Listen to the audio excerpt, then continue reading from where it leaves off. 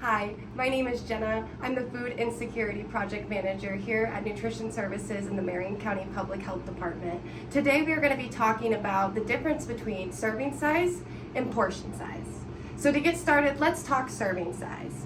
Serving size is going to be found on the food label, and it is given to us by the manufacturers to create an accurate and uniform representation across brands. So as you can see, this 7.5 ounce can of soda is serving size 1 can. And we also take a look at our 20 ounce soda and you'll see the serving size is 1 bottle. This is because the average American consumes this product all in one sitting. In 2016, we noticed that the food label started to change to better reflect what is consumed in one sitting.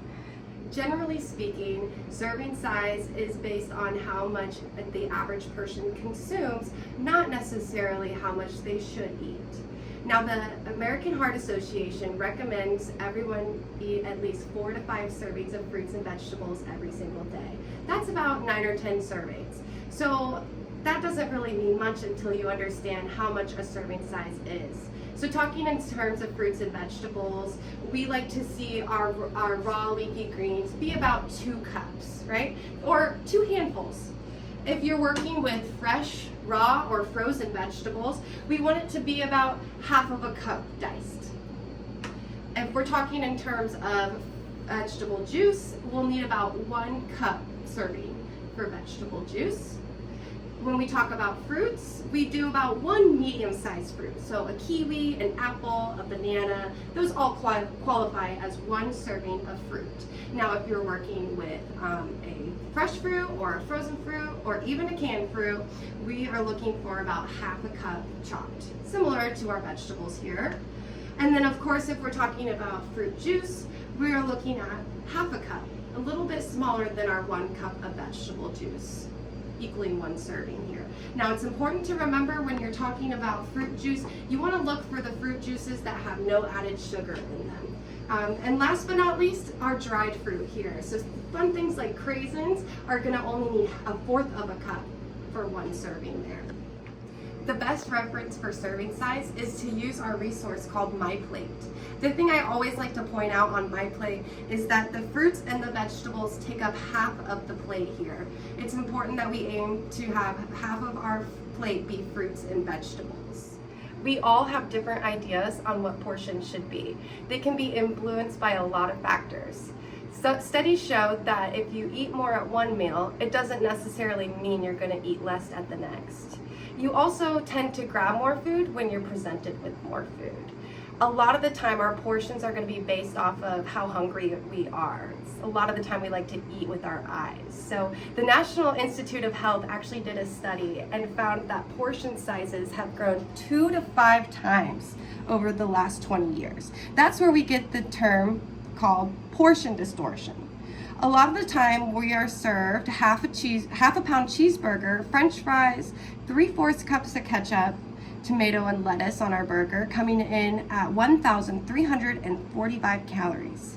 But a serving would really look more like a 1/4 pound cheeseburger, half of the French fries, 2 tablespoons of ketchup, and a slice of lettuce and tomato, coming in at 685 calories. We can see there's a large difference, and over the years, they just keep getting larger. As portion sizes have increased, so has the number of calories we consume. With larger portion sizes, we're seeing a negative impact on our community because there's more food being wasted. So how can we combat that? Often we feel obligated to finish all of our food regardless of its size. So an easy, simple fix would be to make smaller portions the new normal. We also know that if we're presented with more food, we tend to eat more food. So we might want to slow down and eat more mindfully. The last thing we can do is, if we're at a restaurant, maybe share an entree or cut yours in half to take the rest home for lunch tomorrow. When eating at home, it can be a lot easier to control your portion sizes so that they resemble more of a serving size. Stay tuned to find out about our new salad recipe we'd love to share.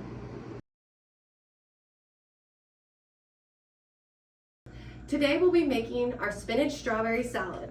Start with a serving of spinach, which is 2 cups, about 2 handfuls. Then we're gonna add in a serving of strawberries, which is 1/2 cup chopped.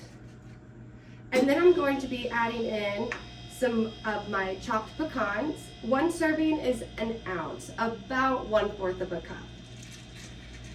All right, now it's time to make the dressing.